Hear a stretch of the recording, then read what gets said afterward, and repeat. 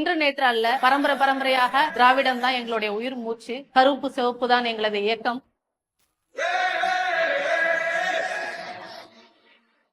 சரிசமமா ஆண் பெண் வேறுபாடு இல்லாம நம்மள சரிமுறையான மரியாதையோடையும் பாதுகாப்பையும் ஏற்று நடத்தணும். அந்த வகையில பார்க்கும்போது திராவிடத்துல நான் ஏங்குறத முதல்ல பாதுகாப்பா நான் நினைக்கிறேன். நேத்திக்கும் இன்னைக்கும் கட்சியில குதிச்சவங்க எல்லாம் யாருமே பல விஷயங்களை போய் இறந்த பிறகு கூட போய் பார்க்க மாட்டேங்கிறாங்க. இங்க பொறுத்த வரைக்கும் எங்களுடைய தலைவர்ல இருந்து அடிமட்ட தொண்டை வரைக்குமே சரி, ஒரு இடத்துலயும் எப்படி நம்ம மக்கள் பாதிக்கப்படுறாங்க, என்னென்ன நலத்திட்டங்கள் அவங்களுக்கு போறதை தாண்டி எந்தெந்த விஷயங்கள்லாம் பாதிக்கப்படுறாங்கன்றதை எடுத்து உரைக்கிறதுக்கு தான் நாங்க ஒவ்வொருத்தரும் நிர்வாகிகளா அங்க இருக்கிறோம். அண்ணன் ஒரு தொகுதிக்குள்ளார போய் அங்க இருக்கிற நிலைமை ரொம்ப சாக்கடை இதுமா இருந்த ஒரு இடத்துல போய் நின்னு பெண்களுக்கு இங்க ஒரு சானிட்டரி நாப்கின் கொண்டு கிடைக்காத ஒரு இடத்துல நின்னு பெண்மையோட பிரச்சனையா நின்னு அந்த இடத்துல இலவச சானிட்டரி நாப்கின் வரைக்கும் கொடுத்தது எங்க அண்ணன் தான். அப்போ ஒரு இடத்துக்கு நேரா போனா மட்டும்தான் நம்ம ஒரு விஷயம் நடக்கணும்னு நினைக்கிறது மட்டும்தான் எங்க உதய அண்ணன். அப்படிதான் எங்க திராவிடம் எங்களை வளர்த்திருக்கு. எங்க கலைஞர் ஐயாவும் அப்படிதான் எங்க ஸ்டாலின் ஐயாவை வளர்த்தாங்க. எங்க ஸ்டாலின் ஐயாவும் எனக்கு அப்படி ஒரு உதய அண்ணா தான் எங்களுக்கு கொடுத்திருக்காங்க. தலைவன் எப்படி இருக்கணும்ன்றதுக்கு ஒரு முன் உதாரணம். அண்ணன் துணை முதலமைச்சர் ஒரு பயத்தோட பார்க்காம சகஜமா உட்கார்ந்து ஒரு